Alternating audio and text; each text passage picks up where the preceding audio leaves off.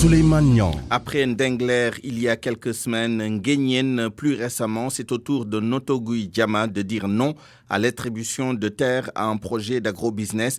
Des habitants de cette commune du département de Tivaouane dénoncent un accaparement portant sur 221 hectares de terres agricoles par la société Filfili Safina avec la complicité du conseil municipal. Les détails dans cette correspondance de Cheikh Anta Diop. Daro Alpha dans la commune de Notogui Diama est secoué par un litige foncier. Les populations accusent le maire de Notogui Diama, Magueye Ndiaye, d'avoir attribué 221 hectares environ à un promoteur privé. Mamadou Faye, porte-parole du collectif pour la défense des intérêts fonciers de Daro Alpha. Bon, mais quand M. Filifili est venu avec ses représentants, il s'est rebattu vers le maire de la commune de Gouyama. Ils ont posé leur deal. Ils t'appellent à la mairie.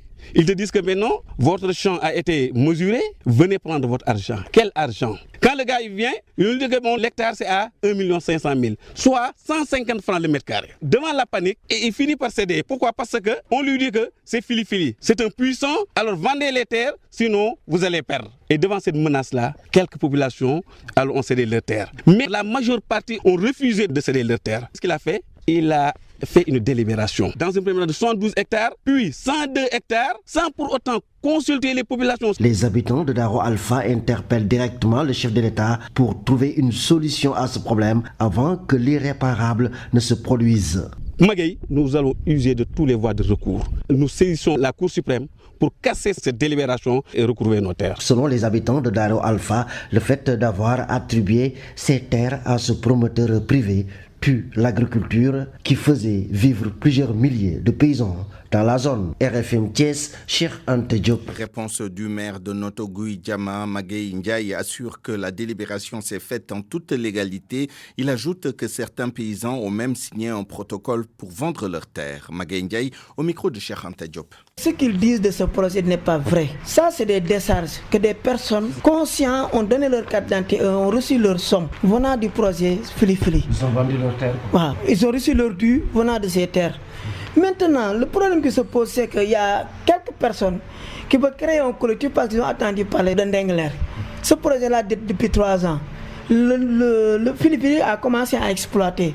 Il a embauché 150 jeunes de Daro Alpha. Il a donné 2 fois des aides pendant les 2 gamous, 2019 et 2020. Aujourd'hui aussi, il a aidé la population de Daro Alpha pour la maladie. Maintenant, nous avons signé un protocole avec Filifili qui vient juste de commencer, qui n'a même pas encore un forage, qui a loué un forage pour démarrer. Le protocole n'a pas démarré. Maintenant, les personnes qui disent que le maire a vendu leur terre à un prix dérisoire, ils n'ont qu'à me porter plainte. Parce que les personnes qui ont vendu, leur nom est là, leur décharge, c'est eux qui ont encaissé. Si une personne lambda a des terres qu'il a acquis du droit coutumier, qu'il a cédé à un autre, le maire ne peut que vérifier si la possession est avérée. Mais là, le conseil municipal délibère. RFM. L'info, c'est ici. L'info, c'est ici. 12h06. À partir du 31 août prochain, aucune information sanitaire ne sera plus communiquée. Une annonce du coordonnateur du cadre unitaire des syndicats de la santé pour la justice sociale. En sit-in ce matin devant l'ENDSS, les syndicalistes demandent au ministère de la Santé de revaloriser les travailleurs, mais aussi de dire la vérité aux Sénégalais concernant le coronavirus. Salimata Aou.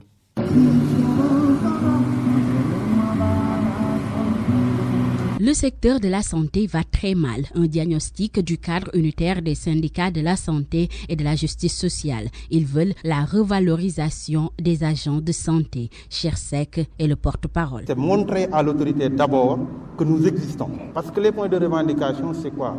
C'est d'abord les plans de carrière des agents où des personnes ont été formées dans le cadre et ont obtenu des diplômes de grande valeur économique dans les plus grandes universités ou écoles de formation en matière de santé. Comprenez que la fonction publique sénégalaise, il y a 140 000 fonctionnaires. Parmi ces 140 000 fonctionnaires, il y a combien d'agents de santé? Il n'y a que 8 000 agents de santé. Cette année, cette école-là que vous voyez derrière moi, en première année de recrutement, de formation d'infirmiers d'État, il n'y a que 5 infirmiers d'État. En grève aujourd'hui et demain, le CUS compte retenir les informations sanitaires à partir du 31 août. À partir du 31 août, tout ce qui est données sanitaires, nous allons les bloquer. Pourquoi nous allons les bloquer? C'est pour montrer aux bailleurs que c'est nous qui détenons le système. Parce que les gens, le système de décaissement d'argent est basé sur les résultats que vous les donnez. Concernant la pandémie du coronavirus, Chersek et ses camarades demandent la vérité sur les chiffres. Aujourd'hui, chaque jour, le nombre de cas augmente de façon exponentielle. Et on a sous-estimé les chiffres. Je vous le dis, nous sommes dans les hôpitaux, nous sommes dans les postes de santé, nous sommes dans les centres de santé. Parce qu'aujourd'hui, on ne teste même plus les cas contacts. Alors qu'auparavant, les cas contacts ou asymptomatiques constituaient plus de 60 à 70%. Si aujourd'hui, ça veut dire qu'on a 100 malades qui sont symptomatiques, essayez de multiplier ça par 6 ou par 7. Vous verrez le nombre réel de malades actuellement qui est en circulation et qui sont de potentiels dangers pour la population. La marche a démarré devant l'ENDSS et s'est terminée au ministère de la Santé. Le cadre unitaire des syndicats de la santé veulent faire réagir les autorités sanitaires. Trop, c'est trop, ont-ils laissé entendre. Justement, venons-en aux chiffres de ces dernières 24 heures de l'épidémie de Covid-19. Le point du jour avec le docteur El Hadj Mamadou Ndiaye, le directeur de la prévention et porte-parole du ministère de la Santé et de l'Action sociale. Sur 1078 tests réalisés, 46 sont revenus positifs, soit un taux de positivité de 4,27%. Les cas positifs se répartissent comme suit. 19 cas contacts suivis par nos services et 27 cas issus de la transmission communautaire répartis entre Dakar Plateau 3, Thiès 3, HLM Grand Médine 2, Joal 2, Kolda 2, Parcelles Assainies 2, Pikine 2, Dalifort 1, Diourbel 1, Guédiawaye 1, HLM Grand Yoff 1, Kédougou 1, Keur Massar 1, Ngor Virage 1, Ouest Foire 1, Richard Toll 1, Tivaouane Peulh 1 et Ziguinchor 1. 19 patients hospitalisés ont été contrôlés négatifs et déclarés guéris. 41 cas graves sont pris en charge dans nos services de réanimation. 3 décès ont été enregistrés ce lundi 3 août 2020. L'état de santé des autres patients est resté stable. À ce jour, 10 432 cas ont été déclarés positifs, dont 6 920 guéris, 214 décédés et donc 3 297 sous traitement. Parlons maintenant de la riposte avec ce relâchement de certains citoyens concernant les mesures de protection contre le coronavirus.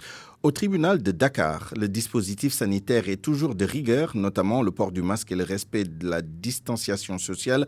Une solution saluée par les citoyens rencontrés par notre reporter Amadou Sabarba. À l'entrée, c'est toujours le même dispositif sécuritaire et sanitaire des forces de l'ordre qui veillent sur le port des masques et le gel antiseptique, au grand bonheur de ce monsieur qui vient de chercher un papier administratif.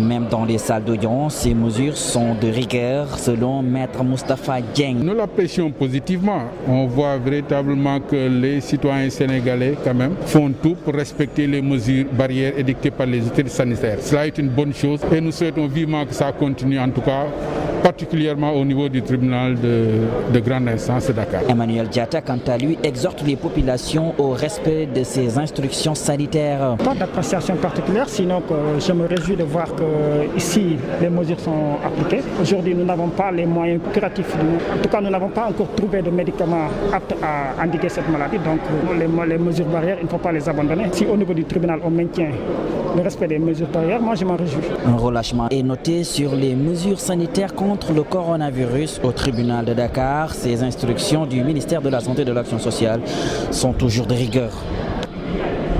Au chapitre strictement judiciaire, le délibéré du procès d'Ousseynou Diop qui avait tué le chauffeur de taxi Ibrahima Samb en 2016. Le verdict donc a été renvoyé au 18 août prochain. L'affaire avait été jugée il y a quelques jours et devait être vidée aujourd'hui. RFM 94.0, la radio en puissance.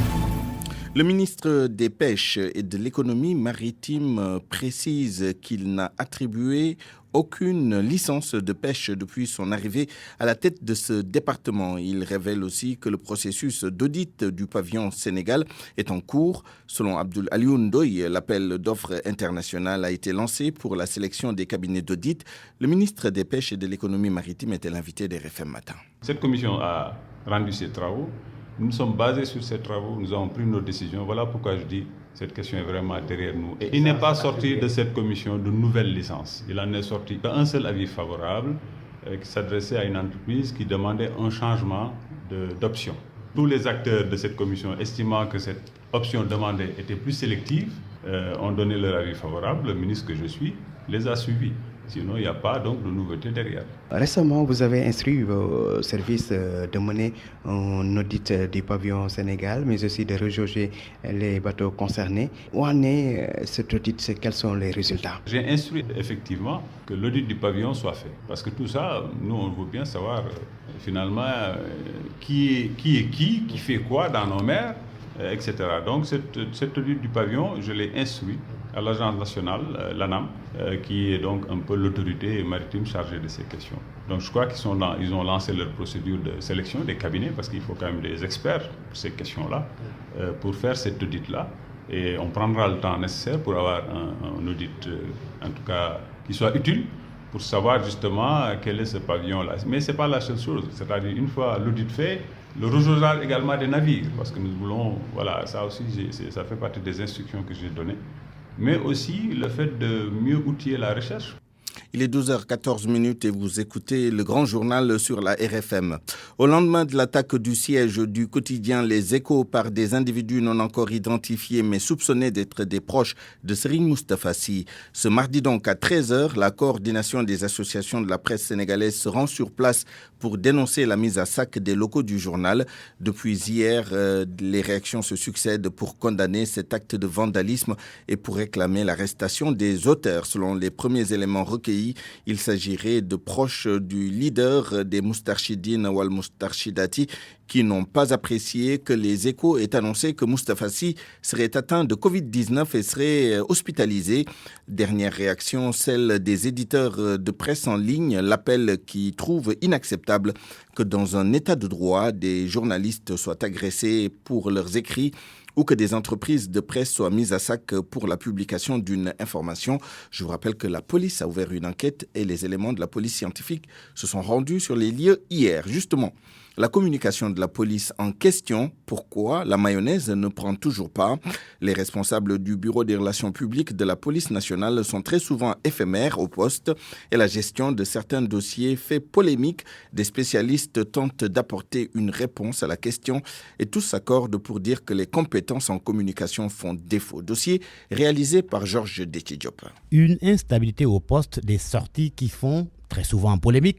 Le journaliste Daoud Amin met tout cela sur le compte du grade qu'on privilégie au détriment du métier. Parce que la communication, c'est pas une histoire de grade, c'est une question de métier. C'est une question de connaissance de la matière à manipuler. Et la communication, c'est quelque chose de très difficile, surtout quand on gère la communication d'une institution comme la police, qui gère un certain nombre de dossiers assez sensibles et des fois qui est traversé par un certain nombre de crises. Donc il faut impérativement quelqu'un qui s'y connaisse, quelqu'un qui a fait la formation pour ça. Mais si on prend par exemple quelqu'un qui est un commissaire qui a eu sa formation initiale de maintien de l'ordre, cette personne-là ne pourra pas véritablement être un expert en communication pour gérer convenablement la communication de la police. Si on remarque les meilleurs au niveau du poste de directeur du bureau des relations publiques de la police, c'est Mbaye Sadi Diop et Koumandaou. Mais il n'était pas gradé. Quelqu'un comme Mbaye Sadi Diop avait fait sa formation à l'ISIC, a fréquenté des rédactions. Koumandaou également a eu à faire une formation et s'est retrouvé même au niveau des Nations Unies. Le colonel Alioune Ndiaye, ancien porte-parole de la police, aujourd'hui à la retraite, semble être en phase avec le journaliste. Il décline les bases d'une bonne communication de la police, ce qu'il faut surtout maîtriser. Il faut peut-être approfondir approfondir cette formation. Mais il faut peut-être choisir également l'homme de communication que l'on veut mettre dans ce poste-là. Parce qu'il faut allier deux choses à la fois. Aimer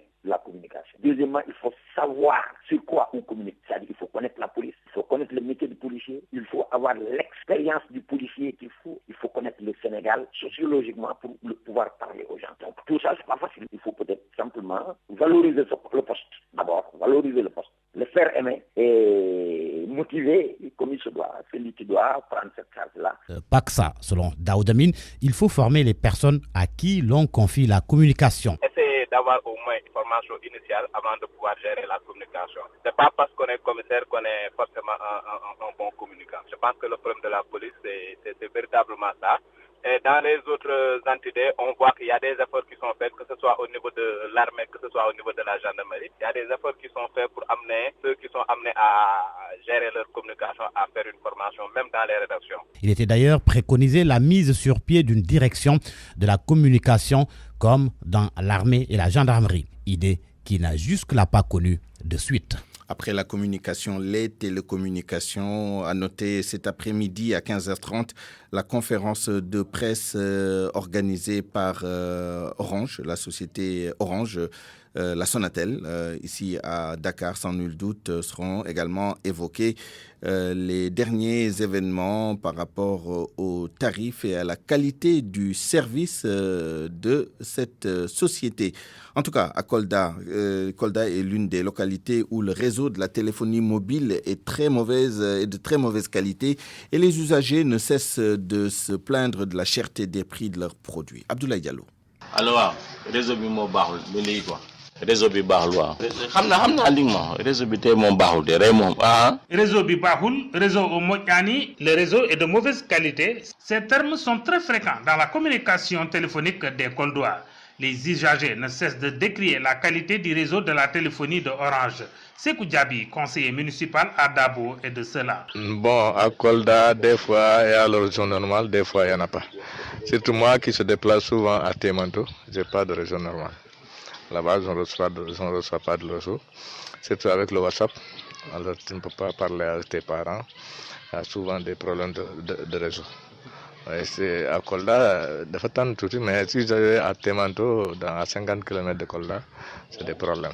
Je ne sais pas c'est causé à quoi. Des fois, je dépose mon portable parce qu'il faut parler, il faut crier, alors ça, je ne peux pas le faire. À Kolda, les usagers des produits de Orange jugent élevés les tarifs pratiqués par cet opérateur. Les tarifs sont chers. Je pense qu'ils ont droit quand même à abaisser un peu le tarif. Parce que, comme on entend, l'Orange quand même bénéficie beaucoup.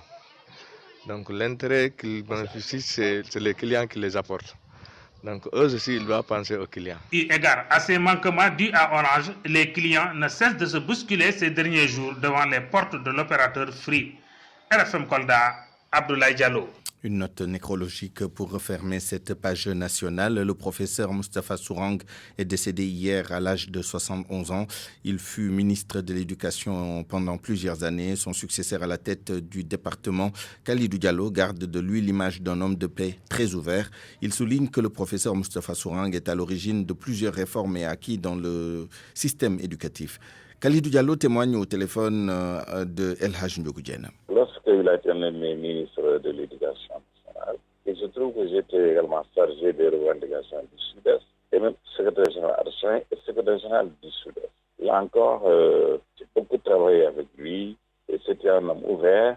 Nous avions là une autorité, une vision nouvelle, qui était très ouverte au niveau des syndicats, qui avait des amitiés avec les syndicalistes, et qui était très ouvert. Et il y a eu beaucoup d'acquis pendant qu'il était ministre de l'Éducation.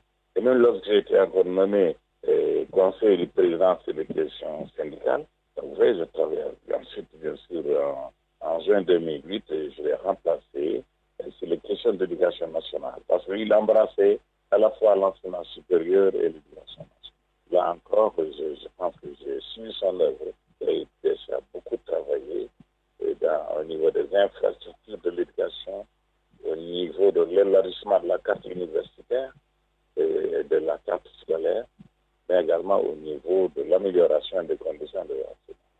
J'ai poursuivi son œuvre jusqu'à ce qu'il soit ministre de la Justice. ça aussi, on avait des rapports parce que lorsque j'allais à Touba, Magal de Touba, c'était celui de Véloso. Grande personnalité, un homme de paix, un homme ouvert, toujours souriant, beaucoup d'humilité. Un grand universitaire aussi qui a eu tous les grades de l'université. RFM. L'actualité internationale. Rebonjour Binta Diallo. Rebonjour Souleymane. En Centrafrique, l'opposition et la société civile appellent à des concertations nationales. Elles ont saisi le président de la République par voie épistolaire sans aucune réponse. Face à la presse, l'opposition et la société civile centrafricaine ont lancé un ultimatum de 3 jours aux autorités sans quoi elles vont appeler à une désobéissance civile. Ces concertations nationales serviront de cadre de discussion inclusive sur le processus électoral. La présidentielle en Centrafrique est prévue en décembre 2020, mais en cas de force majeure, le président Touadéra a introduit un projet de loi pour assurer son propre intérim à une date indéterminée et pas reconnue par la Constitution centrafricaine. L'Assemblée nationale a jugé favorable la requête. Ces mêmes députés pourront également continuer leur mandat jusqu'à nouvel ordre. Et au Tchad de Souleymane, les autorités ont décidé de réduire la vitesse d'Internet, ce que dénoncent vivement les Tchadiens. Le ministre tchadien de la Communication avance comme explication, selon BBC Afrique, la réduction des messages à la haine sur les réseaux sociaux. La France vers une reprise incontrôlée du Covid-19. Une alerte du Conseil scientifique dans un document rendu public aujourd'hui. Le rapport parle de reprise incontrôlée de l'épidémie alors que le pays connaît une recrudescence des cas de Covid-19. Situation quasi similaire un peu partout dans le monde. L'Amérique latine dépasse la barre des 5 millions de cas d'infection au moment où l'OMS, l'Organisation mondiale de la santé, déclare qu'il n'y aura peut-être jamais de vaccin. Le président des États-Unis dans des déboires de fraude fiscale. Les procureurs de New York et de Manhattan mènent l'enquête sur les finances du président Trump et les premiers développements pourraient conduire à une fraude fiscale. Donald Trump se défend et parle de la pire chasse aux sorcières dans l'histoire des États-Unis. Les détails avec Salima Tahaou. Une autre nouvelle page s'ouvre sur les déboires juridiques du président Trump. Le procureur de New York a ouvert une enquête sur les finances de Donald Trump, une affaire qui pourrait aboutir à des faits de fraude fiscale. Des investigations sont menées depuis un peu plus de 2 ans sur la fortune du président. Face à la presse, le président Donald Trump parle de pire chasse aux sorcières de l'histoire américaine. Selon RFI, le procureur de Manhattan enquête sur des paiements effectués lors de la campagne de 2016 à 2 maîtresses présumées de Trump, des faits pour lesquels l'avocat personnel du président a été condamné. Michael Cohen avait reconnu avoir acheté le silence des 2 femmes. Le procureur réclame l'accès aux documents financiers de Donald Trump, dont ses déclarations d'impôts, ce que le président des États-Unis a catégoriquement refusé malgré les injonctions de la Cour suprême américaine. Souleymane, c'est tout pour cette page internationale. Merci Binta Diallo, il est 12h25. RFM Sport.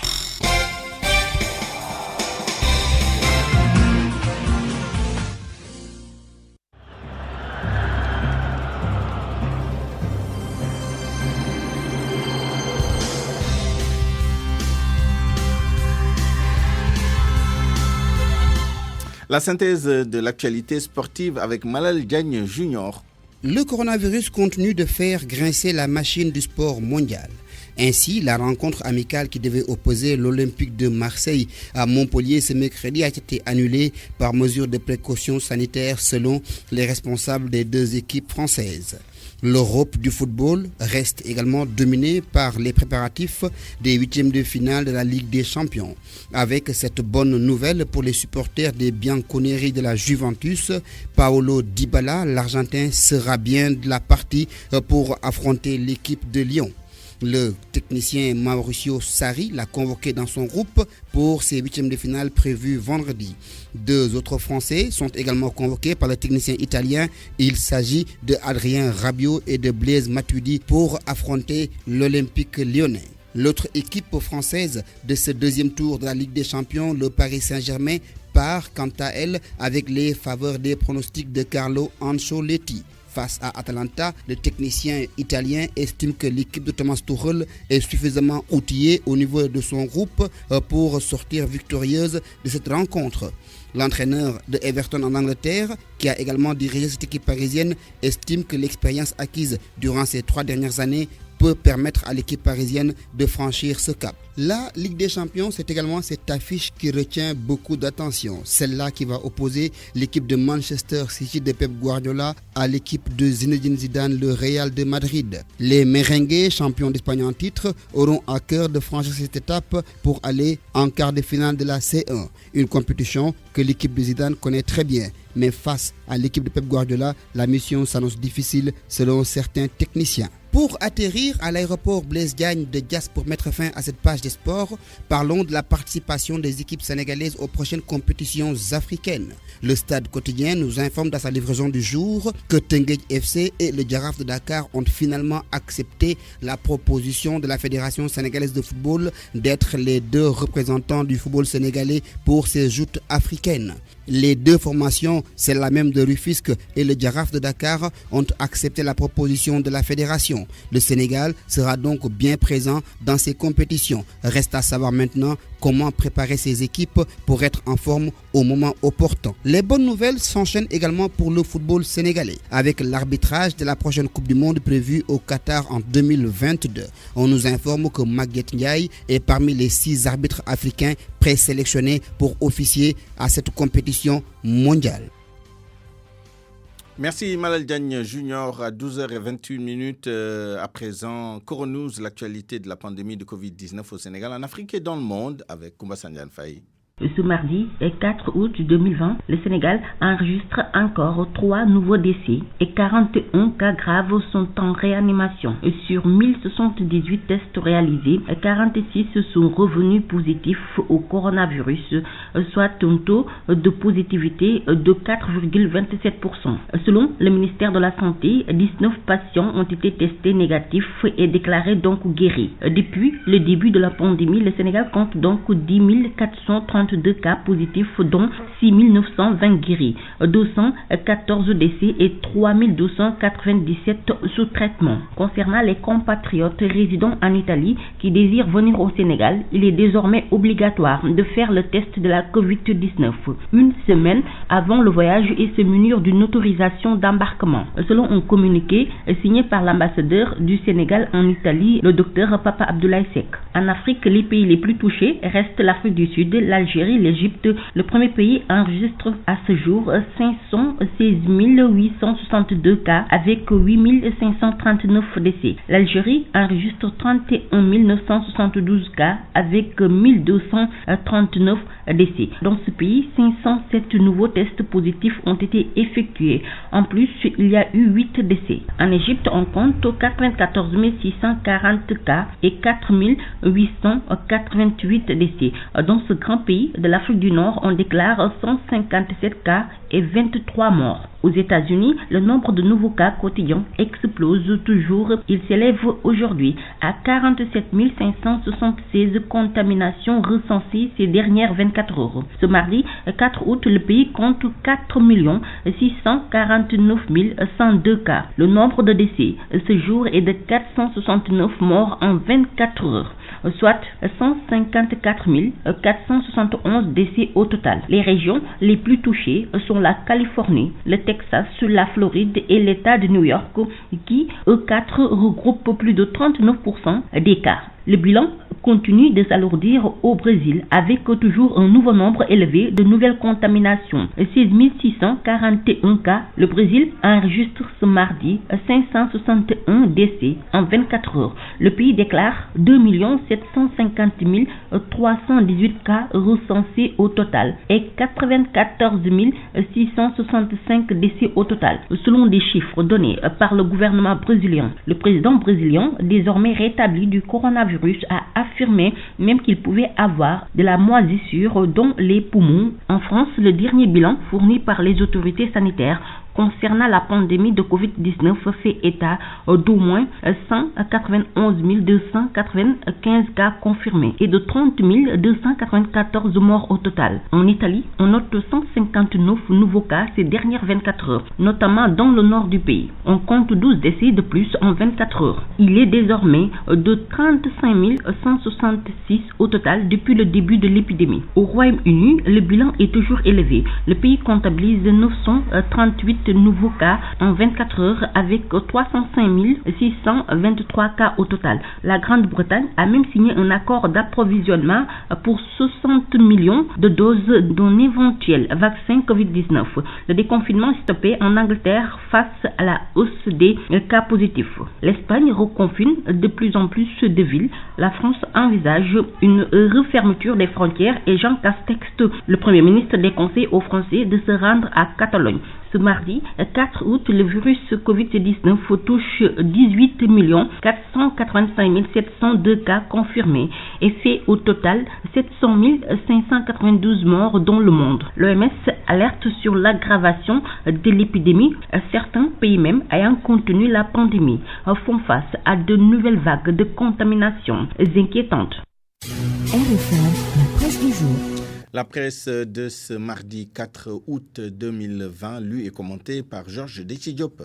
L'image la plus partagée ce matin, la salle de rédaction du quotidien Les Échos, sens dessus-dessous. Les locaux du journal mis à sac. Les Échos, victimes de l'attaque, n'y va pas avec le dos de la cuillère. Mon confrère affirme que les Moustarchidines perpètrent un attentat à Les Échos. Le bilan, 8 ordinateurs, iMac et un téléviseur complètement endommagés. Le quotidien parle de pure barbarie en référence au parti du guide des Moustarchidines. Source A d'une œuvre de bandits Moustarchidines. Selon l'Observateur, à sa page 7, le siège du journal Les Échos a été saccagé par 5 personnes. Les Échos parlent d'un groupe de 4 individus supposés être des talibés du responsable des Moustarchidines. Le journal Le Quotidien indique que l'attaque a été planifiée par des individus se réclamant disciples du guide des Moustarchidines. À l'origine de l'expédition punitive, la publication par Les Échos d'un article faisant état de la contamination du guide religieux au coronavirus. D'ailleurs, Le Quotidien relève que le parti de Serigne Moustapha Sy a déclaré ses avertissements à la rédaction du journal Les Échos, qui affirme sans embâche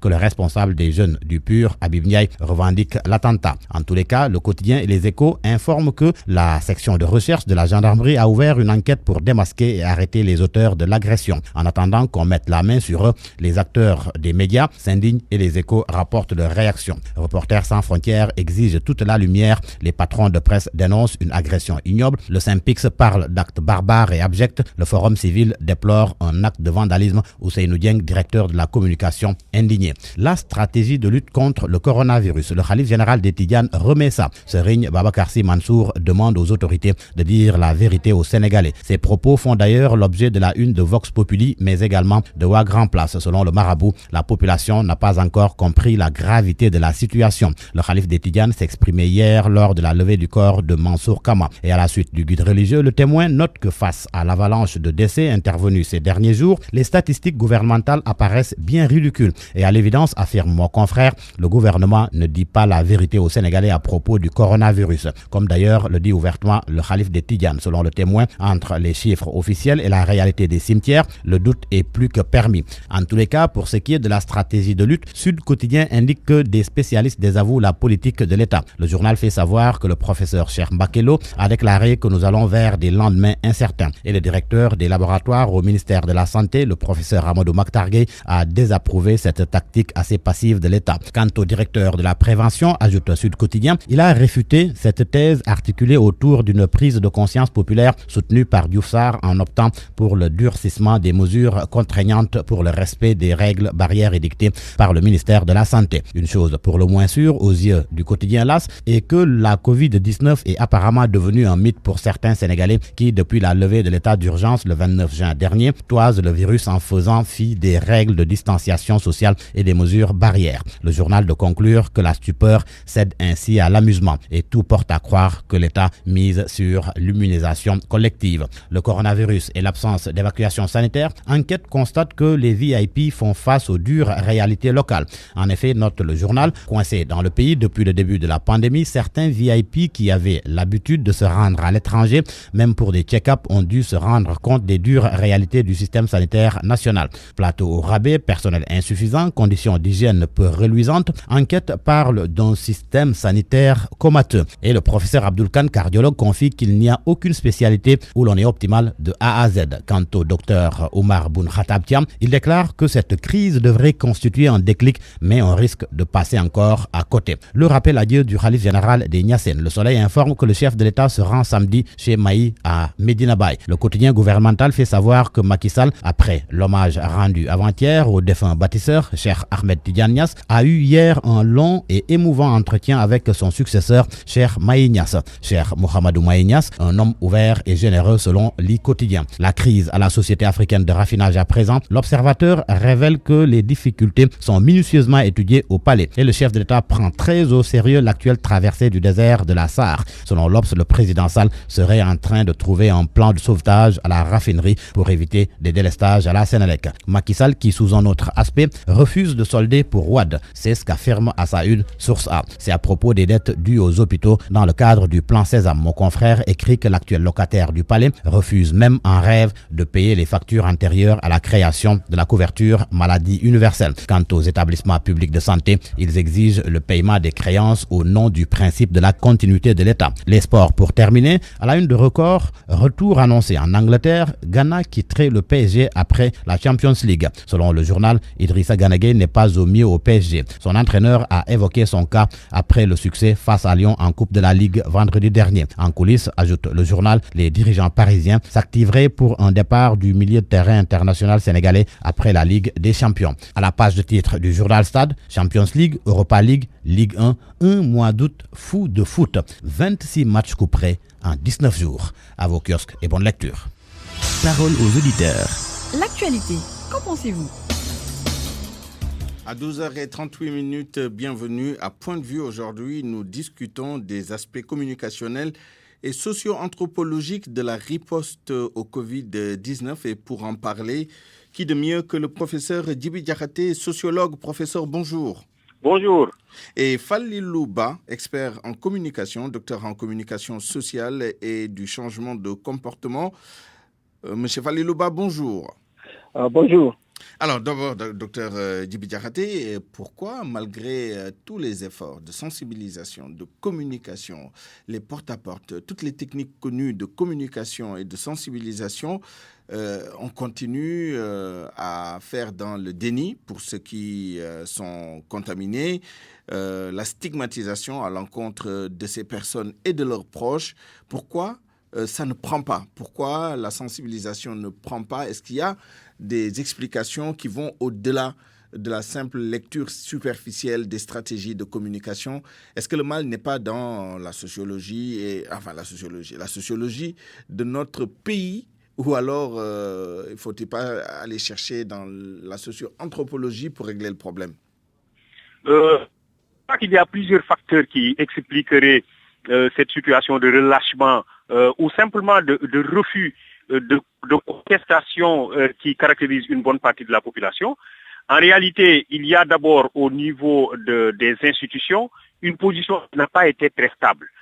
Si vous voulez, dans la gestion, dans la communication, dans la conduite de ceux-là qui sont chargés d'orienter, de poser des actes allant dans le sens de la maîtrise de l'épidémie, on s'est rendu compte que les positions ne sont pas très stables. Des fois, il y a des hésitations, il y a des retours en zone, en sorte que finalement, ça crée une sorte de suspicion chez certaines populations.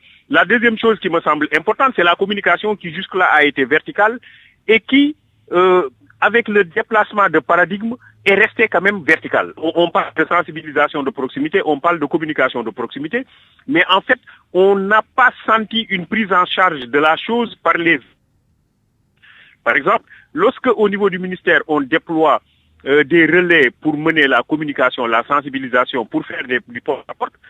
Le problème, c'est que les relais devraient être choisis au niveau communautaire. On ne peut pas, par exemple, demander à des marchands qui officient dans un marché d'écouter un relais qu'ils ne connaissent pas. Donc, on aurait pu prendre quelqu'un du marché, une certaine légitimité au niveau du marché même, le former et en faire un relais au niveau du marché. Professeur, je voudrais sur ce point précis introduire Falilouba. Vous continuerez votre raisonnement tout à l'heure, mais sur la question spécifique de la communication sociale et de la communication pour le changement de comportement, Falilouba, qu'est-ce que vous pensez de la stratégie mise en œuvre par les autorités et du commentaire aussi du professeur Djiby Diakhaté sur la verticalité systématique de la communication? Alors, merci bien, M. Suleiman. Je dois dire, et puis je l'ai répété plusieurs fois, qu'en réalité, les stratégies qui sont aujourd'hui développées au Sénégal pour lutter contre la Covid ne sont pas forcément adaptées. Je m'explique. Il y a en réalité cette forme de communication-là que nous appelons la communication de persuasion, dont l'effort est porté sur expliquer les gestes barrières, expliquer les signes de la maladie. Et si vous voyez bien, Suleiman, depuis le départ jusqu'à aujourd'hui, quelles que soient les formes et les supports qu'on a utilisés, le message est resté le même. C'est-à-dire, on parle aux Sénégalais, on leur dit c'est quoi les signes de la maladie et on leur dit comment l'importance de se prémunir avec les gestes barrières. Qu'est-ce qu'il faudrait faire d'après vous? Mais ça, c'est que ça ne permet qu'une seule chose, et que je pense que les Sénégalais l'ont compris, c'est de faire comprendre aux Sénégalais. Aujourd'hui, les Sénégalais ont compris les signes de la maladie, ont compris les gestes barrières. Il faudra déplacer en réalité le type de communication pour aller vers une communication beaucoup plus pragmatique de l'action. C'est l'engagement. Je pense qu'il faudrait qu'on change de paradigme en allant vers une communication qui parle de deux choses. D'abord, la communication de prise de conscience. Parce que si les Sénégalais sont dans le déni et ne croient pas à la maladie, il faudra les mettre en rapport avec la maladie. Je l'avais expliqué plus tard que, en réalité, les Sénégalais vous disent on ne voit pas de malade, on ne voit pas quelqu'un qui a vu de malade. Je pense qu'il faudrait qu'aujourd'hui, nous l'appelons le procédé de la monstration, l'esthétisation de la souffrance, il faudra amener les Sénégalais à voir, à toucher la maladie. Quelqu'un qui est malade, qui est dans mon quartier, quelqu'un qui est malade, qui est dans ma maison, qui est dans ma localité, s'il m'explique qu'il a été touché, ça crée chez moi ce qu'on appelle la rupture de la fragilisation. Je me dis, mais si lui, il est touché, et je le connais, il habite à côté de moi, et il est comme moi, ça veut dire que moi aussi, je développe les réflexes de la prudence et de la protection. Et ça, on ne l'a pas beaucoup fait, ou on l'a mal fait, comme le professeur Djiby Diakhaté l'a dit, parce que souvent, on nous présente des gens qu'on ne connaît pas, qui sont très loin de nous.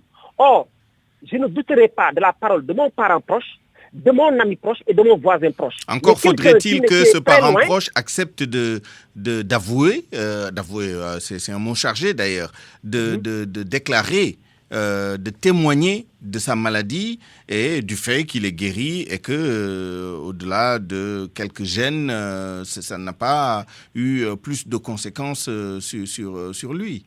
Mais parce qu'en fait, j'ai dit, Suleiman, que le grand problème que nous avons, c'est que tant qu'il y a stigmatisation, tant qu'il y a déni et tant qu'il y a refus, c'est parce que nous sommes dans le petit nombre. C'est que tant qu'on ne réussit pas à embrasser une grande masse, aujourd'hui nous sommes à près de 10 000 cas, plus de 10 000 cas, nous sommes à plus de 8 000 personnes, 6 000 personnes qui sont guéries.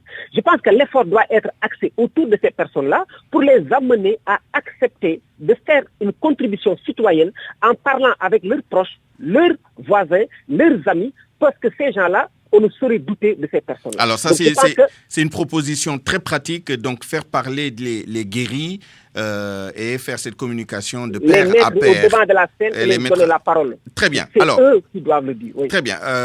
Professeur Djiby Diakhaté, vous étiez sur votre élan. Je ne voudrais pas peut-être revenir sur ce que vous avez déjà dit, mais qu'est-ce que vous avez à ajouter, notamment aux propositions de Falilouba par rapport à la communication? Et je voudrais vous entendre sur un point précis. On parle beaucoup de l'implication des religieux dans la communication, dans la sensibilisation. Quel est votre point de vue là-dessus?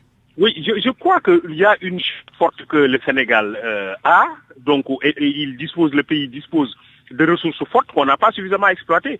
C'est le capital spirituel qui n'a pas été suffisamment exploité. Quand j'entends le khalife Serigne Babacar Sy Mansour toujours se prononcer par rapport à la Covid, en considérant qu'on n'a pas dit aux Sénégalais la vérité et qu'il faut porter le combat véritablement, mais voilà quelqu'un qui n'a pas été suffisamment utilisé pour communiquer. parce qu'il en veut, lui. Il veut se battre. Il veut amener les gens à respecter les gestes barrières. Donc je crois que de ce point de vue-là, il y a le capital spirituel qui est à disposition et qui n'a pas été suffisamment utilisé. Deuxième chose qui me semble importante, c'est les organisations qui existent au niveau communautaire. Les associations sportives et culturelles, les associations de femmes, les Badjanougor, les associations de quartier, les comités de quartier. Toutes ces choses-là constituent des ressources excessivement fortes qui n'ont pas été suffisamment exploitées. Et enfin, on s'est rendu compte qu'au niveau du gouvernement, on a laissé toute l'activité au ministère de la Santé. Moi, je n'ai pas senti les autres ministères se mobiliser, faire bloc autour du ministère de la Santé et mener ensemble le travail de communication.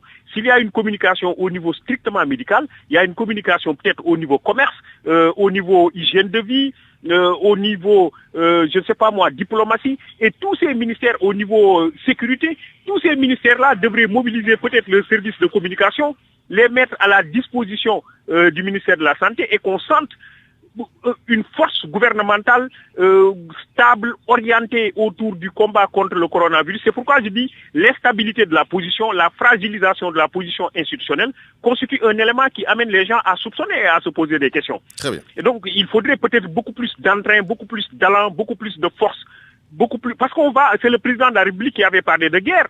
Or, quand on parle de guerre, on a besoin de regrouper toutes les troupes et toutes les ressources autour d'un idéal commun et contre un ennemi commun. Ça, on ne l'a pas senti véritablement au niveau de l'approche gouvernementale. Le dernier mot à Fally Louba, expert en communication, docteur en communication sociale et en communication pour le changement de comportement. Il y a beaucoup d'experts en communication au ministère de la Santé et de l'Action sociale et ce département a une très grande expérience dans la communication en cas de crise sanitaire. On a connu le sida, on a connu Ebola, etc. Pourquoi, avec tout ce capital expérience, on n'arrive pas à trouver justement la bonne approche pour parler aux gens et les amener à agir dans le sens souhaité, d'après vous? Souleymane, effectivement, je reconnais à ce département beaucoup d'expérience, mais je dois dire que si on regarde en arrière, on se rend compte que jusqu'à présent, par exemple sur la problématique du sida, les gens ont encore cette stigmatisation-là. Ça veut dire que jusqu'à présent, on n'a pas réussi à faire une communication adaptée à la stigmatisation. Aujourd'hui encore, je pense pour le coronavirus, on a cette difficulté-là. Pour toutes les maladies, si vous regardez bien, les Sénégalais comprennent comment se prémunir du diabète. Les Sénégalais comprennent comment se prémunir de l'hypertension. Les Sénégalais comprennent comment se prémunir du paludisme. Mais sauf que, entre savoir comment se prémunir et agir pour se prémunir, il y a un gap important et c'est une communication adaptée qui doit aller vers ce sens-là. Et cette communication-là, on ne l'a pas encore utilisée parce que c'est une forme de communication qui est nouvelle, mais qui est adaptée à notre culture et à notre religion. J'invite les Sénégalais à mettre en avant une autre forme de communication qui est aujourd'hui mise en pratique dans les grands centres de communication modernes, c'est la communication de l'engagement. C'est-à-dire, tant qu'on ne parvient pas à amener le Sénégalais qui est fondamentalement attaché à sa parole, le Sénégalais qui est fondamentalement attaché à sa religion et à l'engagement, une parole publique donnée dans le groupe, devant ses pairs et ses amis, pour dire que je vais faire ceci, tant qu'on n'arrive pas à cela, le Sénégalais comprendra, récitera les gestes barrières, récitera les signes du paludisme, récitera les signes des gestes barrières, mais n'agira pas. On vous a bien compris. Souleymane, il n'y a pas de relation directe entre savoir et faire. Or, la communication qui est en train d'être faite depuis le début du coronavirus, c'est une communication qui nous amène à savoir. On a suffisamment connu les signes de la maladie et les gestes barrières. Il faudra maintenant aller vers une communication d'action, une communication qui amène à agir. Et tant qu'on n'est pas là, la guerre ne sera pas gagnée. Et je suis désolé de le dire. Merci beaucoup, en tout cas. Merci à tous les deux, professeur Dibi Diakhaté, sociologue, et Fally Louba, expert en communication, docteur en communication sociale et de changement de comportement, d'avoir pris part à ce point de vue. Nous vous retrouverons dans notre édition en Wolof. En attendant, à 12h50, c'est la fin de cette édition du Grand Journal. Je vous remercie de l'avoir suivi.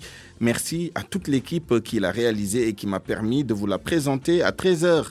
Retrouvez Pape Ngagne pour la principale édition de la mi-journée en Wolof. Tout de suite, vous avez rendez-vous avec l'équipe d'Allo Présidence. Excellente suite des programmes sur la RFM. Très bon après-midi, au revoir.